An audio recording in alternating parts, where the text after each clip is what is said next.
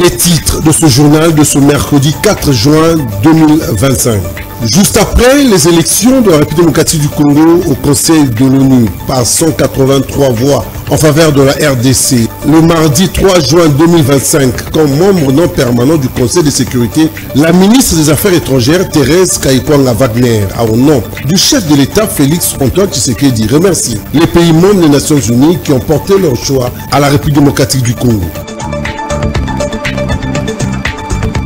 Au lendemain de l'adresse de l'opposant Martin Fayulu à la population, les habitants de Kinshasa, capitale de la RDC, se sont dit favorables à sa rencontre avec le chef de l'État Félix Tshisekedi. La majorité des Kinois rencontrés dans le centre des affaires de la capitale congolaise ont estimé que cette initiative est un sursaut d'honneur pour protéger la République démocratique du Congo de la balkanisation. Le préfet de l'école ITB Bumbu est accusé pour détournement des frais de participation des épreuves hors session de l'examen d'État édition 2024-2025 dans la commune de Bumbu. Ce journal vous est présenté par Lydie Loufadi.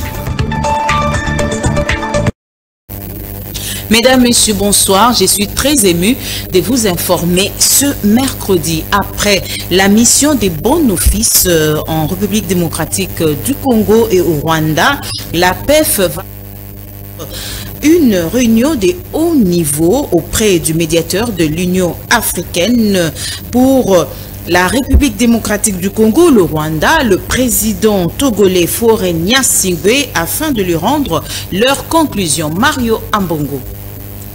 La journée du 3 juin a été consacrée essentiellement à la conférence des présidents. La situation sécuritaire en République démocratique du Congo a bénéficié d'une attention particulière au cours d'une réunion.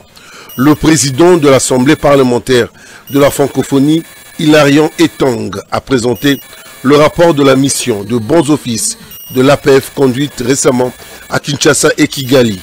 Les recommandations de ce rapport ont été discutées, amendées, puis adoptées par la conférence des présidents, après un enrichissement apporté par l'intervention du président de l'Assemblée nationale Vital Kamerhe, comme l'a apporté Adama Bictogo, président de l'Assemblée nationale de la Côte d'Ivoire. La déclaration de Cotonou, connue sur la crise en RDC, telle adoptée au cours de cette assise, a salué la médiation de l'Union africaine dans le conflit à l'est de la République démocratique du Congo, conduite par son Excellence Faure Gnassingbé, président du Conseil du Togo. Elle encourage toutes les initiatives diplomatiques régionales et internationales, en particulier celles menées par l'Union africaine et les Nations unies, en vue de restaurer la paix, d'assurer la protection des civils et de lutter contre l'impunité pour les crimes commis.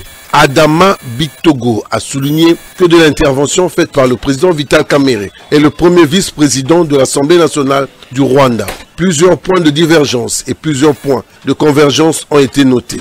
L'APF souhaite que les relations de bonne entente entre le Rwanda et la RDC soient au rendez-vous afin que l'Afrique puisse tourner enfin la page des guerres interminables qui profitent plus aux pays extérieurs qu'à l'Afrique. À l'image de la mission des bons offices conduite en RDC, la conférence des présidents de l'Assemblée régionale Afrique a convenu de diligenter d'autres missions similaires dans différents pays d'Afrique en proie à une crise sécuritaire.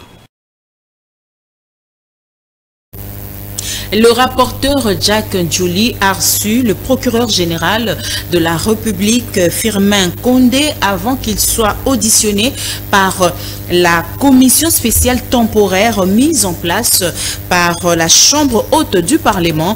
Encore une fois de plus, Mario Ambongo.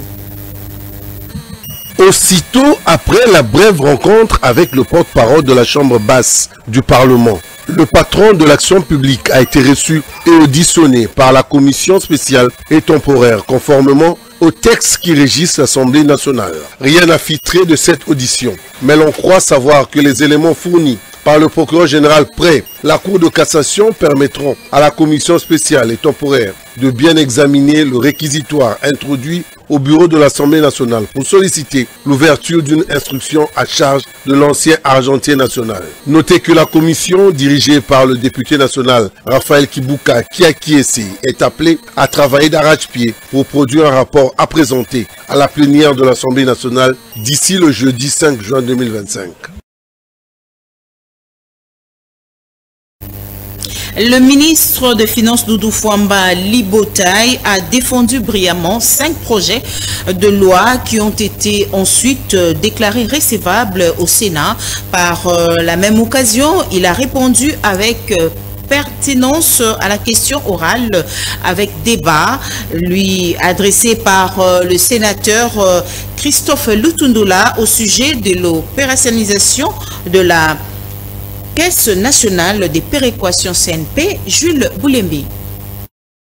Il s'agit notamment du projet de loi portant ratification, l'ordonnance loi autorisant la ratification de l'accord de prêt conclu entre la RDC et les fonds de l'OPEP pour un montant de 30 millions de dollars américains, du projet de loi portant ratification de l'ordonnance loi portant approbation de la prise de participation de l'État congolais au capital de la société Air Congo SA, du projet de loi portant ratification de l'ordonnance loi autorisant la ratification de l'accord de prêt conclu entre la RDC et les fonds africains de développement pour un montant de 12,5 millions d'unités de compte, du projet de loi portant ratification de l'ordonnance loi autorisant la ratification de la convention de prêts syndiqués entre la RDC et les banques commerciales en RDC, et les projets de loi modifiant la loi portant lutte contre le blanchiment des capitaux et le financement du terrorisme et de la prolifération des armes de destruction massive. L'économie de tous ces projets de loi a été présentée aux honorables sénateurs par le ministre des Finances, Doudou Fwamba Libotaï. Dans les domaines des finances définis par l'Organisation de l'Aviation Civile Internationale, j'ai à l'occasion de montrer l'opportunité et l'urgence de la démarche en faveur de 3 accords de prêt et un accord de partenariat en phase avec 6 engagements du quinquennat du chef de l'État inscrits dans le programme d'action du gouvernement 2024-2028, à travers lesquels le président de la République s'est engagé à assurer plus d'accès aux services de base en faveur de nos populations, en réduisant de manière progressive les disparités géographiques entre les milieux ruraux. Un débat s'en est suivi, au cours duquel les honorables sénateurs ont soulevé des questions, fait des remarques et formulé des propositions très pertinentes. En réaction, l'Argentine nationale a rencontré à travers ses réponses et éclaircissements les préoccupations des sages de la République. L'examen du projet de loi modifiant la loi portant lutte contre le blanchiment des capitaux et le financement du terrorisme et de la prolifération des armes de destruction massive aura lieu à la commission ECOFIN en délai 48 heures, tandis que les votes pour les 4 autres projets aura lieu au cours de la séance plénière de ce mercredi. Autre chose à présent, reçu par le président du Sénat ce mercredi 4 juin 2025 dans son cabinet de travail, le membre de l'OIF apporte justement son soutien aux efforts du gouvernement pour le retour de la paix en RD Congo, Jules Boulembi. Cette délégation est venue échanger avec les speakers de la Chambre haute du Parlement congolais et apporter le soutien de cette organisation internationale à la RDC qui se bat sur tous les fronts pour amener la paix dans la partie orientale de son territoire national. Au sorti de l'audience, Madame Muriel Bersette Cohen, ambassadrice et représentante personnelle de la présidente de la Confédération suisse de la francophonie, a fait le point de l'audience devant la presse. Nous avons eu un échange de très haute tenue, j'aimerais le souligner, sur la situation dans le pays, en particulier à l'est du Congo. Et nous avons aussi parlé des chemins vers la paix. Quelles sont les voies qui sont en cours, quels sont les processus qui sont en cours et comment ceux-ci peuvent aboutir à une solution de paix qui permettent le développement, la prospérité de tout le pays bien sûr, mais aussi surtout en l'occurrence de l'Est du Congo, qui est une région si riche. C'était pour la francophonie, pour toute la francophonie, pour les chefs d'État et de gouvernement de la francophonie, très important d'envoyer cette mission ici, à Kinshasa, au Congo RDC. Le Congo, c'est le plus grand membre de notre organisation. Moi, je suis suisse, viens d'un petit pays et nous tenions à faire entendre la solidarité de l'organisation de la francophonie, des États membres et des gouvernements au peuple congolais. Au terme des échanges, un cadeau symbolique en bronze a été remis à la chef de la délégation en guise de franche collaboration et de coopération entre la République démocratique du Congo et l'OIF. Au ministère de Transport, le vice-premier ministre, ministre de Transport, Voies des Communications et Désenclavement, Jean-Pierre Bemba, a tenu une réunion de travail avec les transporteurs routiers pour une sortie de crise concernant leur grève. Cette réunion s'est déroulée dans son cabinet de travail, suivant ce reportage de Mario Ambongo. Face aux revendications des transporteurs routiers, le gouvernement a consenti à l'octroi d'un couloir commercial visant à améliorer la circulation dans la capitale de la République démocratique du Congo. Suite à cette décision, l'intersyndicale des transporteurs routiers a annoncé le mardi 3 juin 2025 la suspension de la grève qu'ils avaient récemment déclenchée pour contester les mesures mises en place par l'hôtel de ville de Kinshasa. L'annonce a été faite par André Chikoji, président de l'intersyndicale. Nous nous sommes dit avec les autorités, nous sommes tombés d'accord sur un point. Nous revenons un peu sur la situation du début. Notre travail se fera comme c'était au départ. De 10h à 15h, les véhicules peuvent rouler, entrer et sortir de la ville de Kinshasa. Bon, pour tout ce qui est déchargement, tout ça, l'accord est tombé. Tous les véhicules de moins de 20 tonnes peuvent faire le ravitaillement de la ville. Voilà. Il y a un couloir commercial qui nous a été concédé dans un premier temps pour que tout cela se fasse par là. C'est l'accès à la ville de Kinshasa par la route bypass de bout en bout.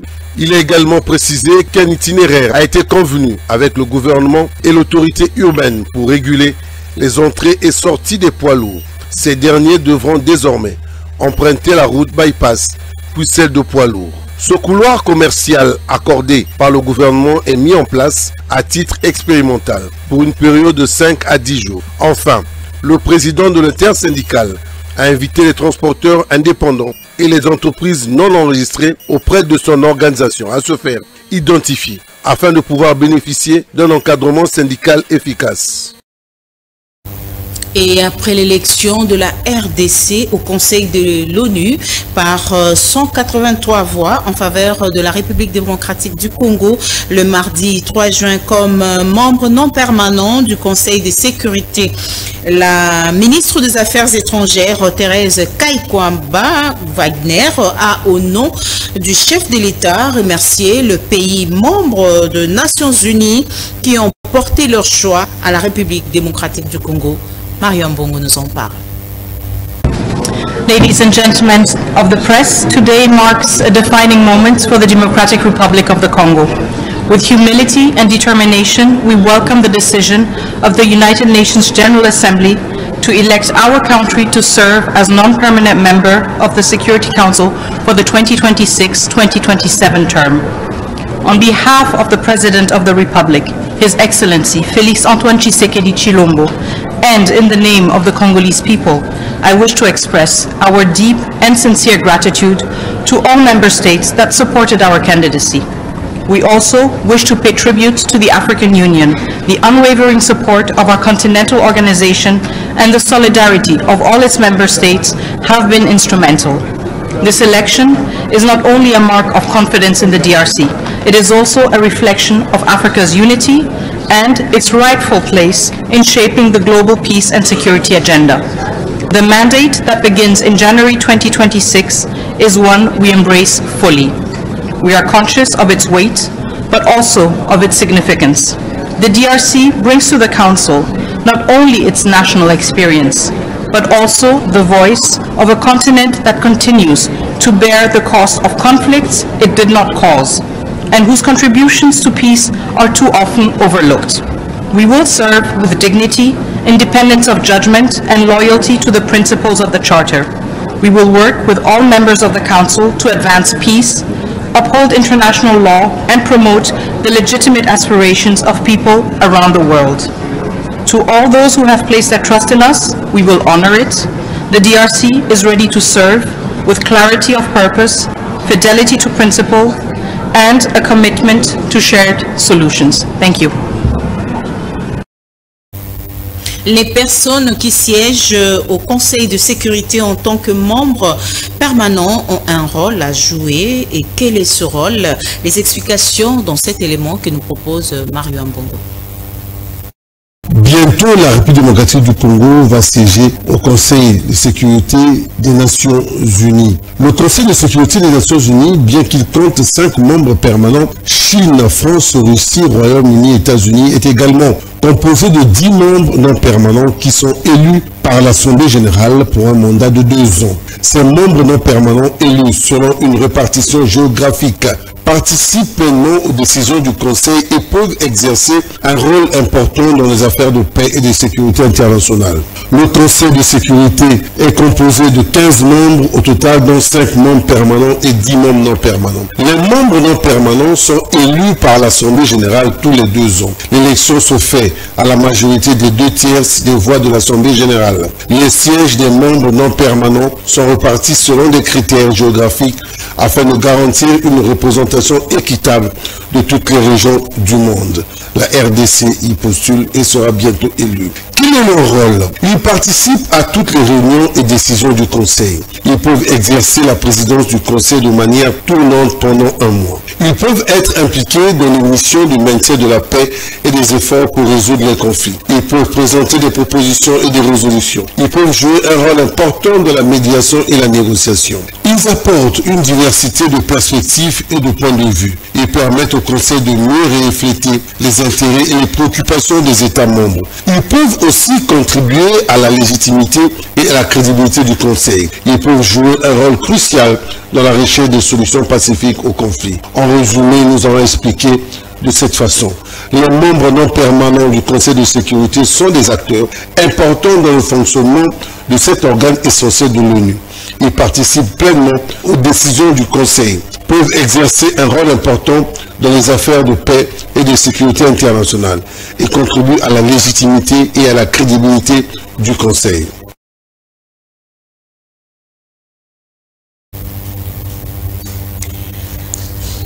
La raison de 4 lions du parc national zoologique de Lubumbashi était au centre de la rencontre entre les couples Forest, gestionnaires du parc national zoologique, et la ministre de l'Environnement, Eve Bazaïba Ben Diabangaba. L'évasion des 4 lions du parc national zoologique de Lubumbashi, survenue le 24 mai 2025, a suscité une vive inquiétude parmi les populations locales. Si les félines ont pu être retrouvés dès le lendemain, l'incident révèle un drame bien plus profond. Celui de la malnutrition, de l'abandon et de l'absence totale des stratégies sécuritaires pour la gestion des animaux sauvages dans cette partie du pays. Le mardi 3 juin 2024, le couple Forest, gestionnaire du parc, a été reçu par la ministre d'État, ministre de l'Environnement et Développement durable, Eve Bazaïba Massoudi, dans son cabinet de travail à Kinshasa. Selon le couple Forest, le lion se serait évadé non pas à la suite d'une défaillance technique, mais poussé par la faim. Les parcs ne disposent plus des ressources suffisantes pour nourrir convenablement le fauve.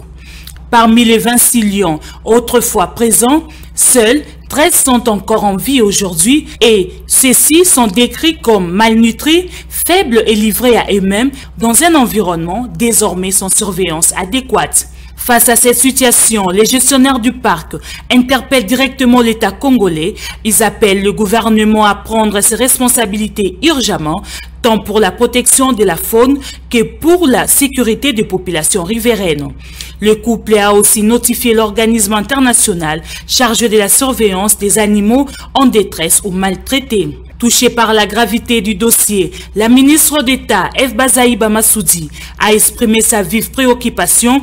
Elle a promis de mobiliser les institutions concernées pour apporter une réponse rapide et coordonnée dans le respect des engagements environnementaux de la République démocratique du Congo. Les problèmes qui sont venus poser au gouvernement, c'est que d'abord, les nourrir.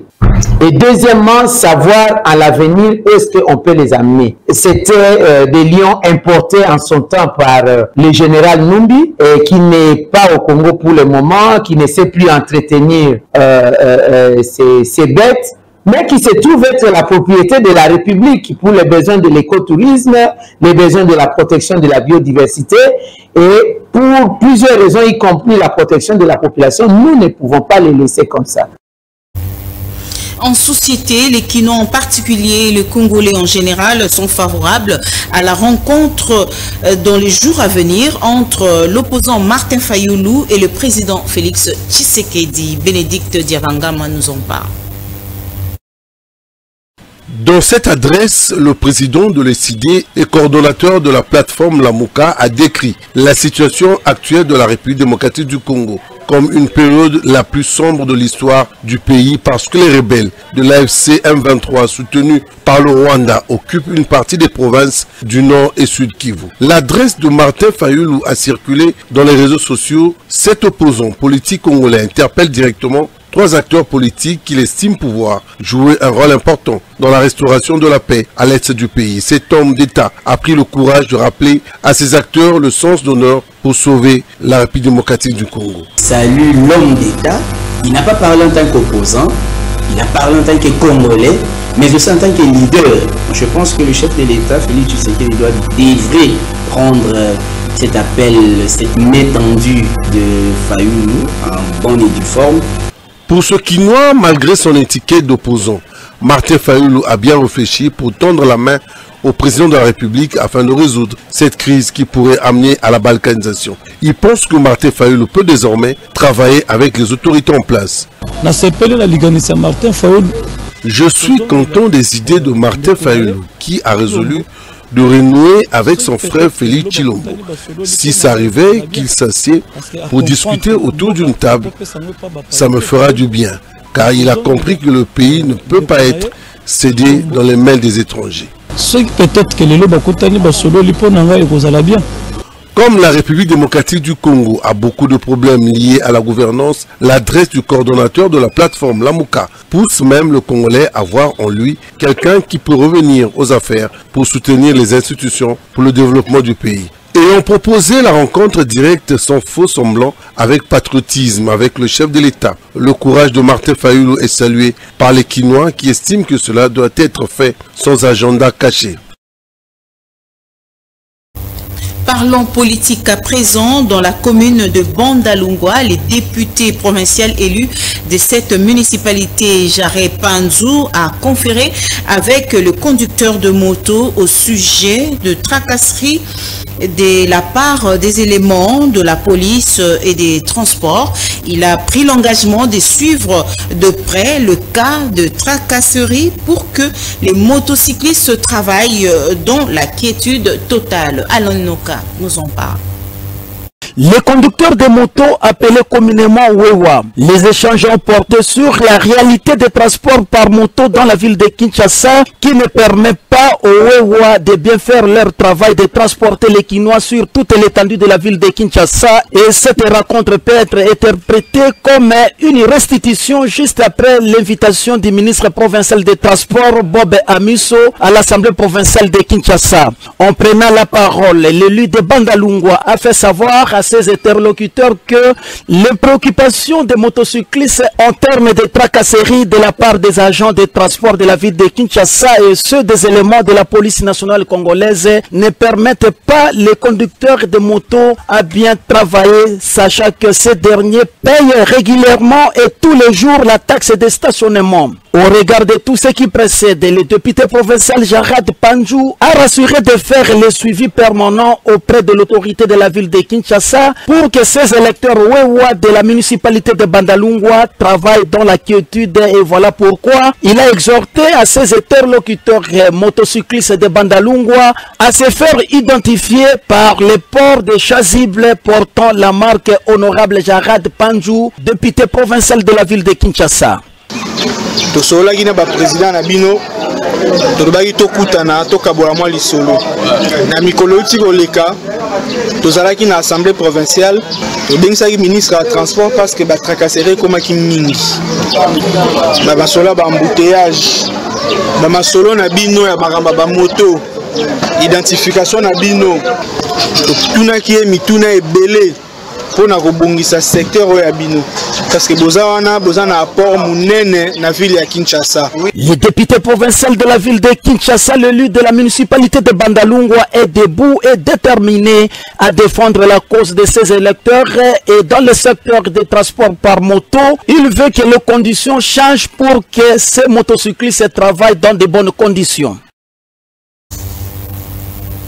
Un scandale s'est produit cette fois-ci dans le secteur de l'enseignement à l'école IT3 Bumbu où le préfet de cet établissement scolaire aurait été accusé de détourner de frais de participation des épreuves hors session des examens d'État édition 2024-2025. Sylvie Ndaya.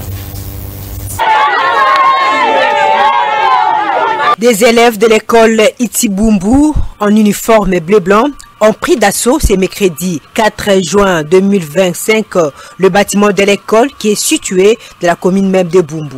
Ces derniers réclament que le préfet soit arrêté pour présumé détournement de frais de participation de ces derniers aux épreuves hors session de l'examen d'État édition 2024-2025. Il doit être arrêté. Voleurs ont-ils scandé en marchant pas à pas jusqu'à l'entrée du bureau de la police de Bumbu en passant à l'école. Selon les élèves, ce préfet aurait détourné le frais de participation des élèves aux épreuves hors session de l'examen d'État. Affrontement prévisible entre le parent d'élèves et l'école. Ces derniers déplorent cette situation et réclament que la justice soit faite. Quelques enseignants interrogés à ce sujet réagissent en ces termes. Les détournements peuvent avoir des conséquences graves sur les élèves. Les enfants, si réellement les enfants avaient versé l'argent du macaron, les préfets auraient dû prendre des dispositions et s'en débarrasser, aller verser cet argent à qui de droit pour éviter des problèmes. Il a gardé cet argent juste à 6 jours. Les enfants n'ont pas de macaron. Si réellement les enfants n'ont pas de macaron et qu'ils avaient payé, c'est les préfets qui ont fait. Il a fait être responsable de l'école parce que les élèves sont des innocents. Ils ont donné leur droit de participation aux exétats. Quitte à lui d'aller verser cet argent, comme il n'a pas versé, maintenant ce sont les enfants qui sont pénalisés. Il n'a qu'à assumer. Hein?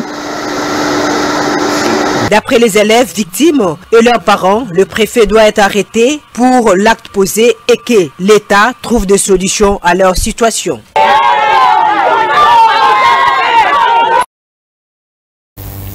Le bourgmestre de la commune de Kinshasa, Bienvenu Mbalimbi, homme du terrain, fait de l'assainissement de sa municipalité son cheval de bataille. Accompagné de son adjoint, ils ont palpé du doigt le travaux d'assainissement effectués sur l'avenue Ngwaka, Nancy Mianda. Toujours au rendez-vous du peuple, l'homme du terrain, le bourgmestre de la commune de Kinshasa, Bienvenu Mbalimbi Femme, a effectué pour la première fois une visite d'assainissement sur l'avenue Kato, située au quartier Ngwaka. Il était accompagné du bourgmestre adjoint. Les différentes structures de sa municipalité, tous ensemble, ils ont procédé au curage de caniveaux bouchés à cause des immondices. Comme nous le montrent ces images, notamment des bouteilles en plastique, des déchets et autres saletés. Le numéro 1 de la commune de Kinshasa, Bienvenu Mbalimbi, a rappelé à ses administrés quelques pistes de solutions. Excellence bureau de Vandaming était aux amis na terrain et chaque samedi comme salon est obligatoire tous à la terrain on a ça salon on peut stimuler la population na biso te bato sa malako ya bakonzi na biso. Alors les lots il y a qui à la quartier Ngwaka plus précisément avenue Kato tout ça salon mais constat ils sont malheureux ils ont bozomona ndenge bakanivo eza ya kotonda na basalite oyo population bango moko bazobwaka na kati et yango eza moko na cause principale ya inondation ezosama mingi na quartier oyo. Alors message oyo biso tozopesa ezali que population bayeba que caniveau ezali poubelle te balabala eza poubelle te lopango na lopango bazala na poubelle na bango mpe babwakisa yango na esika oyo esengeli bana oyo baleka na bapusu bazali soki batie poubelle na bango bapesi bana wana bake kobwaka.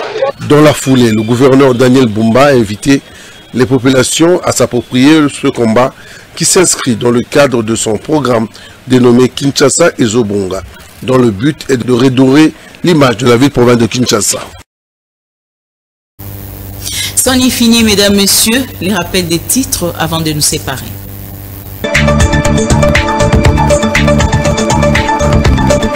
Les titres de ce journal de ce mercredi 4 juin 2025. Juste après les élections de la République démocratique du Congo au Conseil de l'ONU par 183 voix en faveur de la RDC, le mardi 3 juin 2025, comme membre non permanent du Conseil de sécurité, la ministre des Affaires étrangères Thérèse Kayikwanga Wagner a au nom du chef de l'État Félix Antoine Tshisekedi remercié les pays membres des Nations Unies qui ont porté leur choix à la République démocratique du Congo.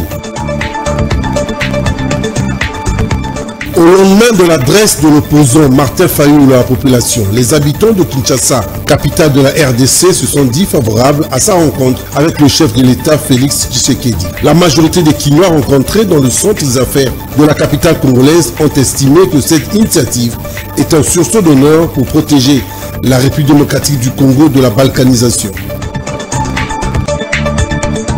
Le préfet de l'école ITB Bumbu est accusé pour détournement des frais de participation des épreuves hors session de l'examen d'État édition 2024-2025 dans la commune de Bumbu. Mesdames, Messieurs, merci de nous avoir suivis et restez branchés sur le programme des canaux de King Télévision. Au revoir.